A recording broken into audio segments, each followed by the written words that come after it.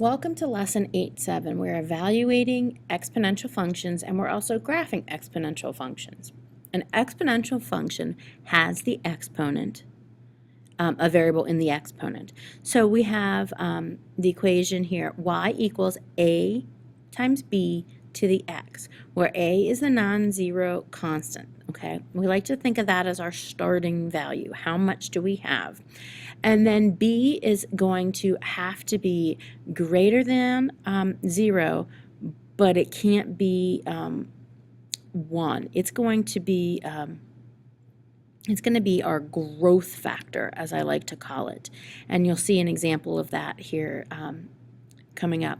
And then x is going to be any real number, okay? And I like to call that the generation. So we have our starting value, we have our growth factor, and we have a generation. Let's see how to use these equations in action. Our first example, we have y equals 3 to the x. So our starting value here is going to be 1. It's really not, we don't have a starting value, and our growth factor is 3. So if you think about if we plugged in x to the 1, we would have 3. So let's say maybe we have 3 to the first, that and then our second month, we'd plug in a 2 for x, so 3 squared is 9.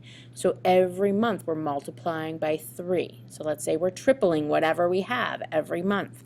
So that 3 to the third, we have 27, and 3 to the fourth, we have 81.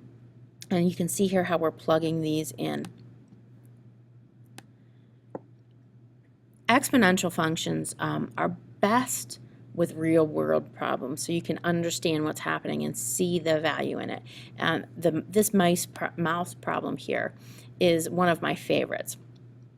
So it says, we suppose we have 2 mice that live in a barn. The number of mice quadruples every 3 months.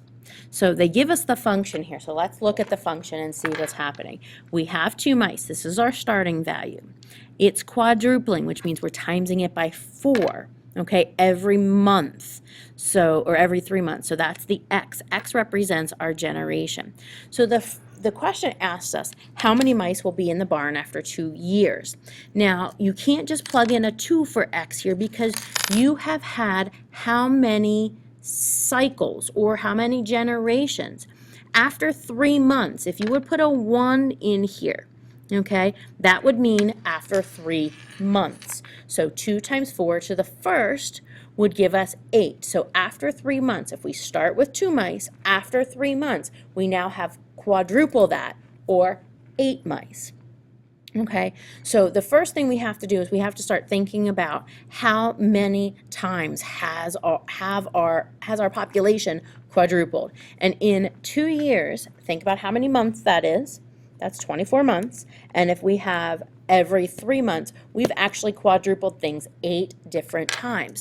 So that's how many times, that's how many generations we should be seeing after 2 years. So instead of putting in 3 for x, we're going to use 8, because that is the amount of times that we have quadrupled our population. So if we plug in 4 to the 8th and then multiply it by 2, we get 131,072 mice after 2 years, okay? Think about that. That's an enormous amount of mice. Now this function rule assumes we have no death occurring and there's enough food in the barn to support 131,000 mice. That's just disgusting. Anyway, this is one great example of using exponential functions to help determine what is you're going. All right, let's look at the next example here. So we have a problem in which the function is 1.25 to the x, models an increase in the image being copied at 125%. So think about what is happening here. We are actually increasing our copy, we had 100% or 1, and then we are increasing it by 25%. So we add that 25% to get the 1.25. Okay, that's going to be our B value. And again, we don't write the A value here of 1 because that's what we started. We started with 1 sheet of paper or 1 foot, whatever it is. And so this is just looking at the percent increase that's happening. So if we were to take, we would have, and plug in a 1 for our exponent, okay, we would get 1.25, where we originally had only 1 inch. So we would now have 1.25. Now let's say we copy or we enlarge the enlargement. So this is compounding, okay? So now we stick in a 2 for our exponent and we get about 1.56. And again, these numbers are going to be rounded. So again, we're getting a little bit more. We're not adding 0.25 each time, we're adding 25%. And the bigger the number, obviously, the more the increase is going to happen here. And so if we plug in 3, we're at 1.95, and so on. You can use your graphing calculator and enter this equation into your y equals, and then look at the graph, and you're going to notice it's going to be a curve. This is not something that's linear. It's going to increase at a different rate depending on which generation or how many times you've photocopied things. Go ahead and try the quick checks below, and we will be doing a lot of these word problem type things in class, so don't panic if you're still a little fuzzy on these. We will move through them in class here a little bit. In the quick checks, if we were evaluating, we're evaluating each function for the domain. Remember, domain is the input, range is the output. And so I've used domain and range notation here. We've plugged in -2 for x, 0, and 3. So we're left with 1/16, 1 and 64, as well as 2/5, 10, and 1250. And then in C, -2/9, -2, and -54. Please make sure you've taken the time to actually do that math. You don't really need your calculator for these, except for maybe this last one here. And think about all of those rules we've learned about with our negative exponents. It's really going to help you out. So here we have a population of 10 animals, and we know that they quadruple every year. So they've given us the function here. 10, here's our starting value. Quadrupling means timesing by 4, and then x is going to be our generations. So because they're quadrupling every year, and we have 6 years, we can use 6 for our x, and then plug that in, and we get 40,960 animals.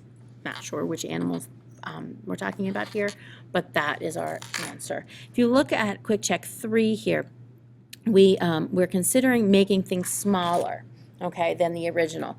So notice now how we're using 0.9 here, because the new image is actually less than 1. We're losing 10%. We're only taking 90%.